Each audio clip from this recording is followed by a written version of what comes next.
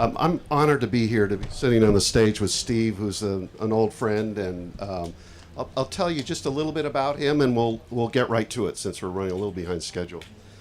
Steve is a Boston native, educated in Boston schools, at BU, at Suffolk Law School.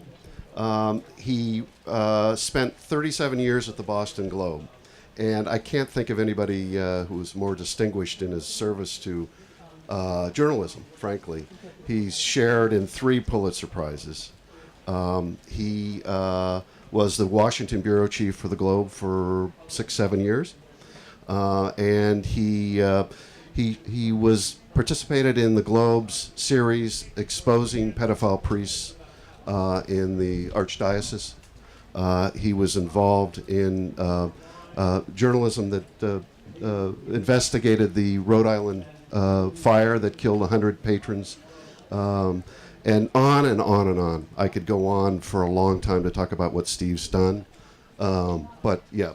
The last thing I'd like to say about Steve before I start asking the questions and putting him on the spot is, if you are a corrupt politician or a sleazy business person, these are words that send chills down your spine. Steve Kurkjian's on the phone, and he has a few questions. So, Steve, let's start talking about your book, Master Thieves, which is a fascinating read. And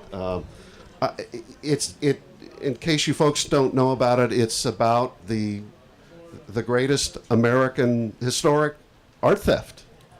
And so, just refresh our memory about what happened at the Gardner Museum on March 18th, 1990. Thank you for that wonderful introduction, John. It's great to be back with you, staying over at your house, buying you breakfast, lunch, and dinner. It's fine. And snacks in between. Are we going now, Steve? I hope you're more factual in the book. Fine. It's fine.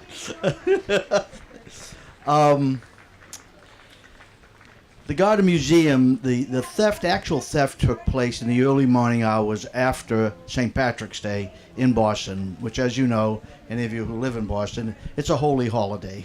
And but instead of the churches being open, the streets are open, and there are more police than ever, and any other day, patrolling the streets. The hours afterwards, my sense is that there were fewer police officers than the usual patrolling, and if they were patrolling, they just weren't as on guard as they would have been other mornings. What happened was 2 men drove up and were parked around just before 1 o'clock on the side street. The Gardner Museum fronts on sides on Palace Road. Right across from it is Simmons College. Right behind it is, on the other side, kitty corner, is the Boston Latin School, which is where I spent much of my boyhood as a high school student. And these men drove up misty morning. A couple of kids rolled out of an apartment building right behind the museum, and they happened to see the 2 men in an unmarked car. They knew they were police officers. They had police caps on, and they had the badges. They had the emblems on the shoulder pads. One kid, a bit of a punk, a bit of a wiseacre, or he turned out to be a newspaper editor, which makes sense. He's thought to himself, it doesn't make sense for them to be in an unmarked car, especially it's a hatchback. You know, usually they're Crown Vics, not a hatchback. So what he did was he was going to go around the front, but then he realized that he and his girlfriend were tipsy and they were underage, and they ought not to be causing any arched eyebrows by the police officers, faux police officers though they were. To anybody walking by, they were police officers. So they hightailed it out and left. And the police officers drove up a bit and rang the doorbell at the side entrance of the museum. There was 2 men working the night shift, the lobster shift as we call it in the newspaper business, the midnight to 8. And 2 men, one had never worked the job before, never worked the night shift before. He had been called in just that midnight because the usual fellow, old-timer who usually worked it, had called in sick. He had been told, he knew that this was a boring shift, so boring that he had brought his trombone along because he was going to practice his trombone that night. And but the second man was a young man, 23-year-old, also interested in music, and he had worked the shift regularly, and he was behind the desk when the two men rang the bell, and he looked up at the one of the pieces of equipment, security equipment they had a closed circuit TV system, and he had four. They had four around the building. And one was right there showing the two police officers, who then said to him, "We want in. We're here to investigate a disturbance. Boston police." He knew that he was not supposed, by his rule book, he was not supposed to let anybody in, but he felt that perhaps some punks had jumped the back fence. They had an iron fence behind the museum that kept public away from the nursery that they had back there in a lawn. But he thought maybe some of the security guards at the Simmons College across the way had seen these kids jump over, and he pressed the button and let them in. They quickly made their way around to him, which is one of the two fatal grievous errors he made. The second one, the two men presented themselves right at him, and they sort of looked like policemen. They seemed to have squawk boxes that were tied into the Boston police 911 calling. He didn't show any weapons, but they certainly looked like they're in police uniforms. And the first thing they said to him was, "You look familiar. We got a warrant out for you." And this is the gentrified part of the island. So what that means is, in the rougher streets of Edgartown, you would know that having a warrant out for me means that you failed to show up at some criminal court hearing, minor matters usually. Most kids in Boston fail to show up for some speeding violation, or dog barking, some dog they get in the backyard is barking. And they fail to show up for the court hearing, and the judge issues a warrant for your arrest to answer this charge to get back in. So they said to him, "Get away from the desk. Let's take a good look at you." Now he knew there was no warrant for his arrest. He'd only been in Boston for less than a year. He loved the job. Just a sidetrack. He loved the job though. Because it allowed him to do what he really loved in life, which was to manage and participate in a fledgling rock band out of Alston, Brighton. There's been no Beatles and no Rolling Stones and no Van Cliven's come out of this neighborhood. There's loud, banging rock and roll music, and his band was part of that. He loved being able to go until midnight, jump in a cab, and then go to work. He often showed up drunk. He often showed up stoned, he told me. In fact, that previous New Year's Eve, he opened the doors to let 3 or 4 of his friends in, and they, at 23 years old, he said to me, he was 23, and he said to me, "And we had such a party with my favorite top shelf Bombay gin. And I looked at him, I said, "Rick, why at 23 would you know Bombay gin?" And it was just his type of mannerism. He was a know-it-all, and it was difficult to work with, but he was attuned to his job. And at this moment in time, when they told him to walk away from that desk that he was sitting behind, he did. Not because he knew that he was making a second grievous error, because right where he was sitting, there was the alarm bell to the outside world. The museum had, for various reasons, just lassitude, they had allowed their security to fall into disarray, and they had no safety net system for security. The only alarm they had was at the desk where he was sitting in front of. And when he removed himself, he made the whole museum vulnerable. The reason he removed himself because he thought if he didn't, they were going to arrest him for this warrant issue that they had raised with him. And even though he knew he had never been arrested, he was smart enough about Boston that he knew that there was no night courts. This was now Sunday morning.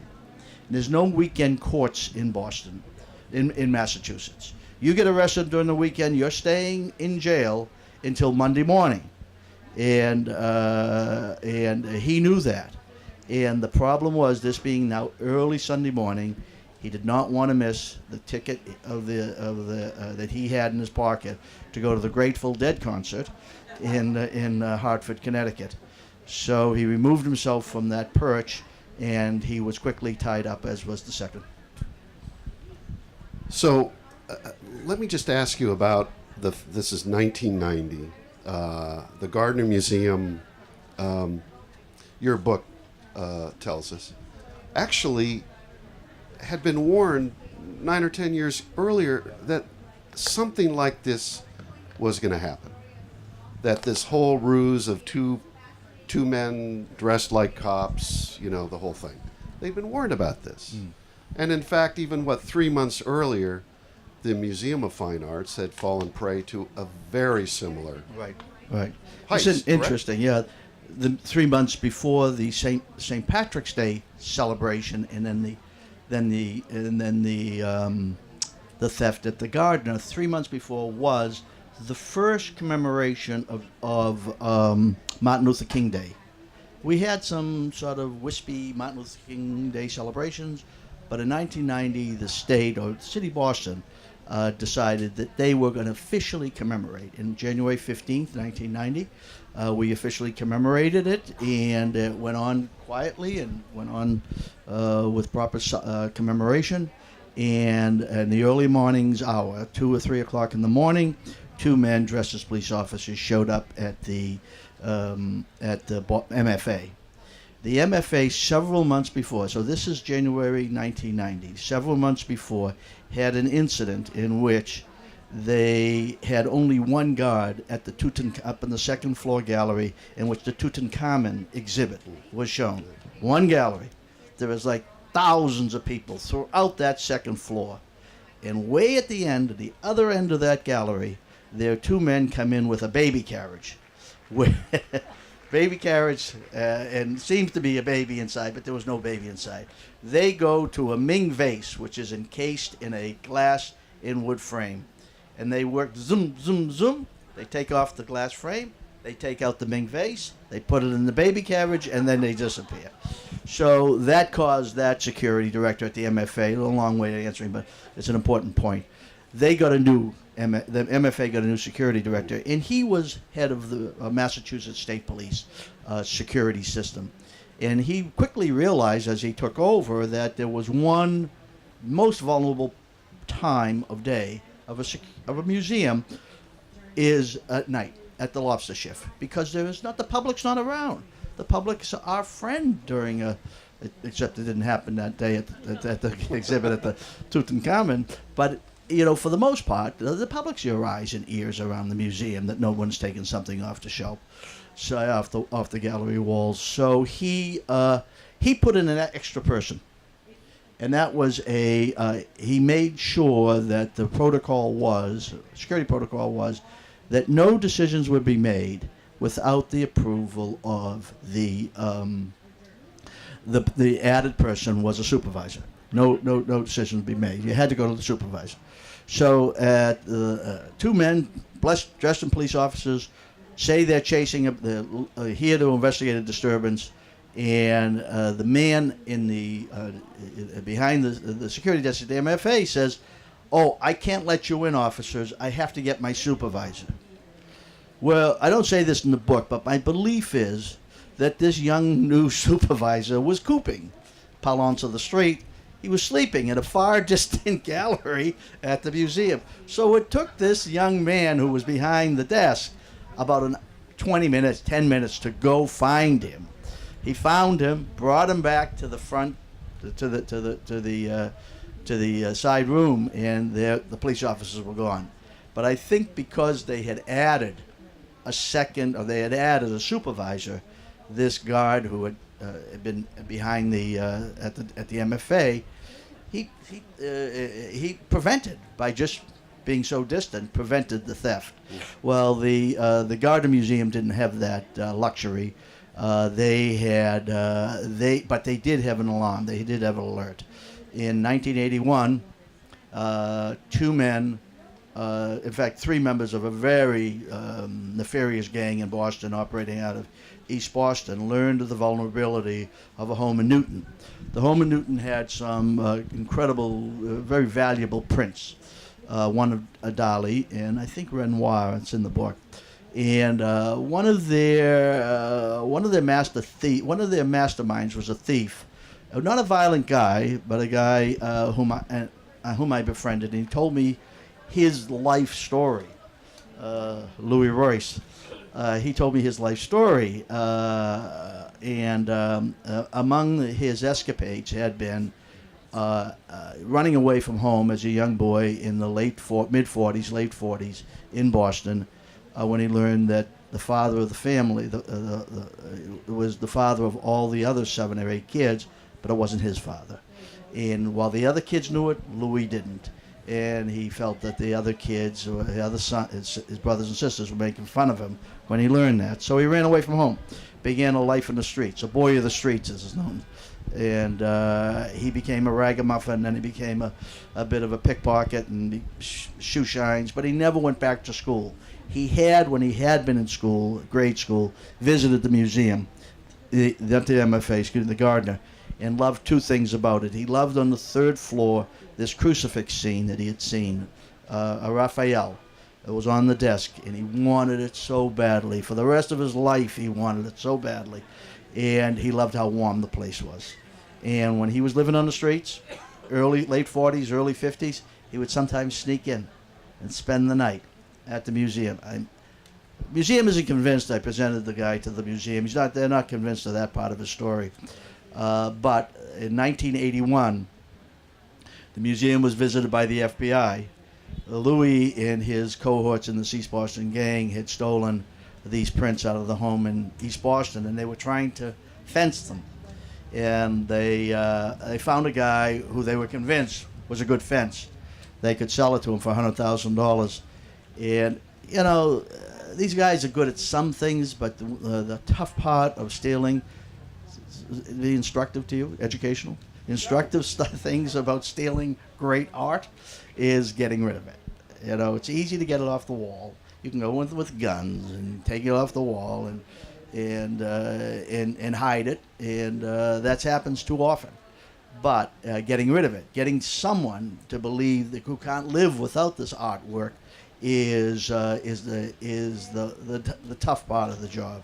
Well, Louis felt he had found someone, or they had found someone, and it turned out it wasn't a fence. It was an FBI undercover. But before they realized he was a fence, they told him, the undercover, "Are you interested in art? We've got a great museum that's very vulnerable, and Louis here knows how to get in. And here's a catalog. Find a painting in here that you like, and Louis will get it for you." Well, Louis was arrested for the Newton robbery, so he was behind bars. But they went into the museum and the FBI said, "You got a big problem. This guy knows your vulnerability, and if he knows, others know. So you better get going." The museum had just hired their first sole security director. The previous security director was also in charge of the grounds and security. So, and what had happened over the years, after Mrs. Gardner had died in the mid-20s, her will mandated that no new paintings would be added to the exhibits. That was fine. She had a collection that was world famous. If you go in front of the Boston Public Library, you will see 8 names listed in front of the statue of artistic excellence. And 6 of those names, these are the artists of the ages, 6 of those names have their artwork shown at the Isabella Stewart Gardner Museum. So her collection really was inspiring, and really didn't need anymore. It was an incredible gem in the place of Boston. But Mrs. Gardner had spent money to maintain it, to get it to the point. But when she passed away, the trustees who took over in running the museum, they didn't have any purpose to raise more money. And you know, you are on nonprofits, many of you. You know what you're doing on those nonprofits. You know, you care about the services you're providing, but your reason that you are on there is to raise money. Raise money to improve the services. Homeless, not just museums, but the libraries, the hungry in our neighborhoods. You're on there to raise money. The trustees had no need, because they didn't need to buy more art. So they really sort of sat on their hands for decades after decades after decades. And this gem began to fray. And when the new director, the new security man took over in 1980, 1981, and hearing what the FBI was telling him, he knew he had a challenge. Because he went to a board who said, Lyle Grendel, he's a good man, he said, and a professional, new security. Lyle, we hear you. You tell us what you need, and we'll try to raise it. Well, Lyle gave him a $5 million security plan. That was a little bit too much. Let's take it step by step. The first thing they said was, we'll go for a fire alarm system. And Lyle felt that if a catastrophe... They had no fire alarm system in the Isabella Stewart They Gardner had Museum? what they had before Lyle were the battery-operated units that we have at our homes. You know, so Lyle felt that if a catastrophe happened, it would happen from either a fire or even a broken pipe. So that's what he set out to do, and the trustees wouldn't raise the money. So he went out. He went out to the major corporations of Boston, and he raised $500,000, and he put in a new fire alarm system. But the catastrophe that was waiting for Lyle 8 years later was not from a fire and not from a broken pipe. It was from these two ne'er-do-wells who dressed as Boston police officers, ringing the bell. Okay, so 13 treasures taken that early morning, right? Early Sunday morning, worth $300 to $500 million. There's right. 25 years later.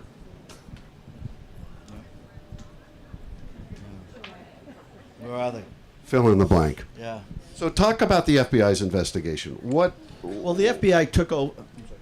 Please. The FBI took over the investigation almost immediately. The Boston police showed up, found the two guards downstairs, and freed them, put them both on lie detector tests. Both have pretty much one tells me the one who had spent the only night there. I don't think he has a role. He hadn't a role that night, but the other man there's great suspicions on. Every time you look at what he did on any decision that had a bearing on the theft, he comes up, why'd you do it that way, Rick? I often complained, blah, blah, blah. But I didn't know otherwise. I didn't have the right training. Okay.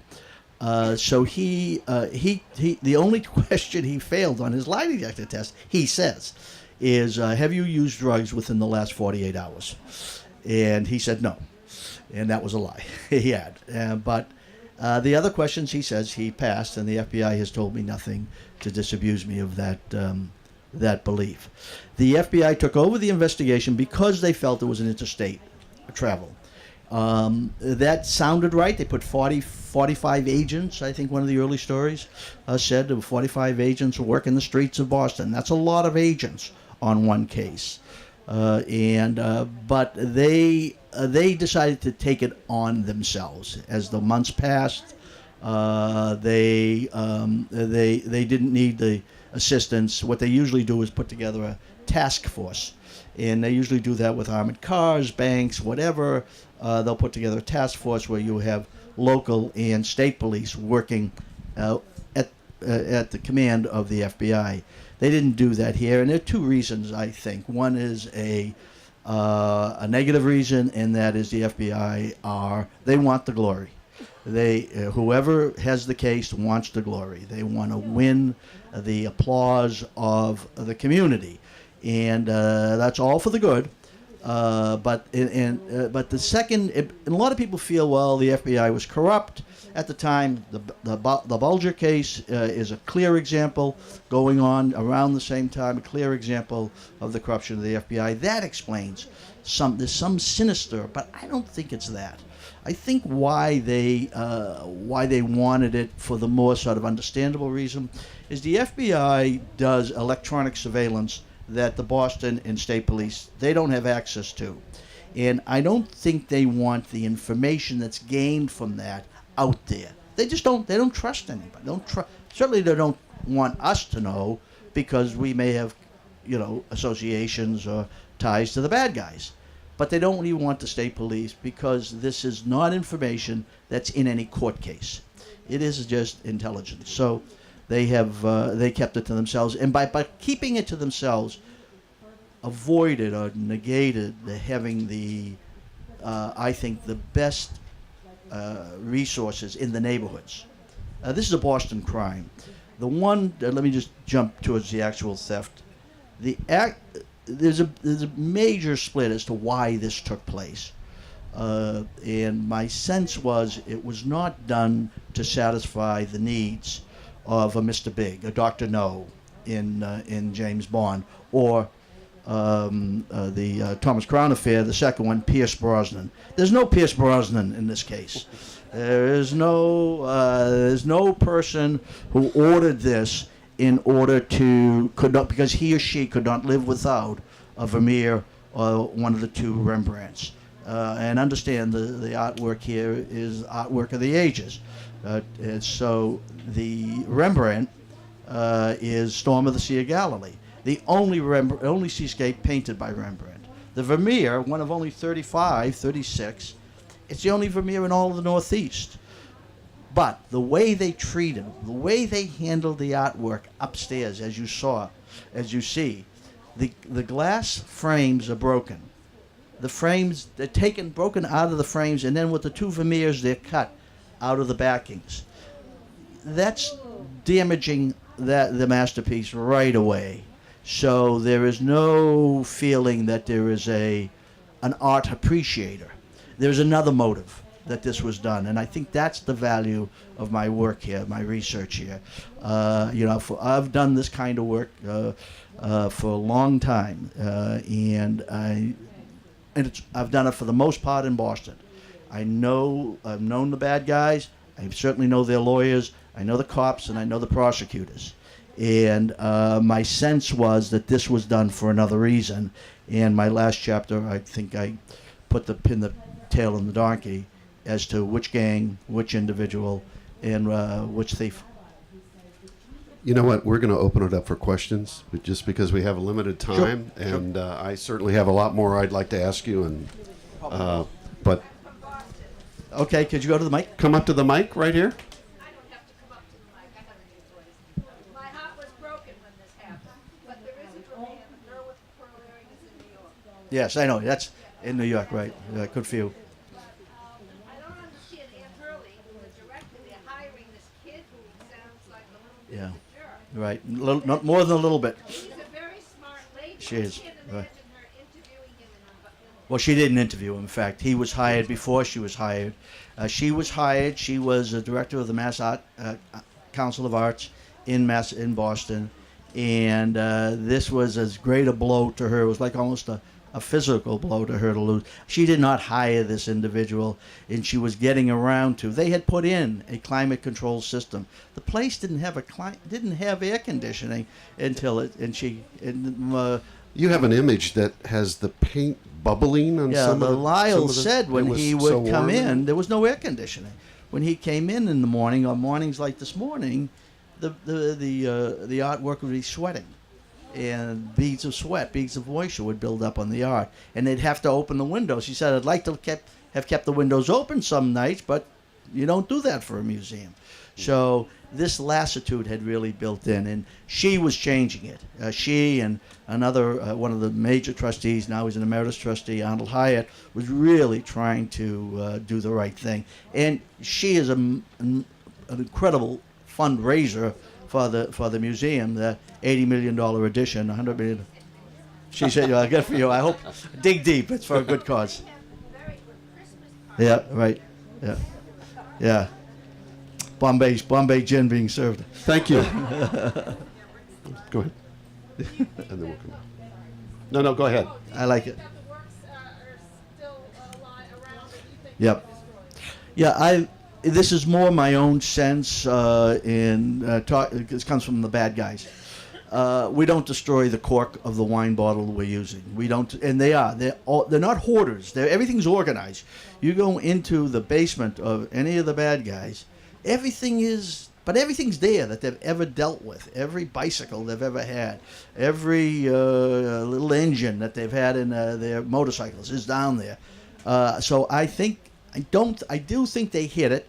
I don't think they went to operational, which was to tell the FBI, we want somebody out of jail, start doing business with us. We'll give you back this artwork, but we want somebody out of jail for two reasons. That didn't happen.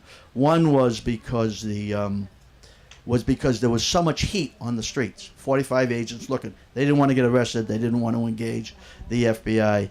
And second, they had nowhere to turn. These bad guys were in a very, very dangerous business. There was a war going on in Boston in the underworld. Two gangs were fighting each other. Bodies were piling up.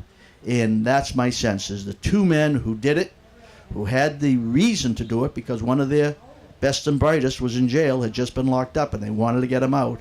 But they were in a dangerous business, and they got knocked off. And with their deaths ended where the artwork is. In a gang, when there's a gang, and we're in this gang, and they're in that gang, and he and I do a score, the boss knows what we did, because we have to pay him some proceeds. But the rest of us, the rest of you in the gang, don't know anything, because there's no honor among thieves. And so he and I have done a score. We get most of the benefits of it. The gang itself gets some bucks. But when we get killed, which is what we were also involved in as a gang, we were in a battle for control of the Boston underworld. When we die, the secret dies of what we did. But you know few things. You know pieces of the puzzle. And it's getting the other members of the gang or our members of our family to talk. That's the trick of this investigation now. There's a woman back here. Go ahead. I have this fantasy of Whitey was a resident in Santa Monica. Okay, now we're finally going to get the artwork. Yeah. So the question was that once they arrested Whitey, he'd spill the beans about where the Gardner art was. Yep.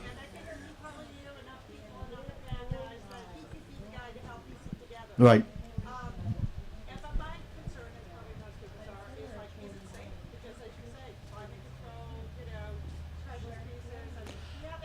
Art restorers can do their magic. Let's get it back first, and let's do everything. Even the FBI has made this incredible offer to the outside world.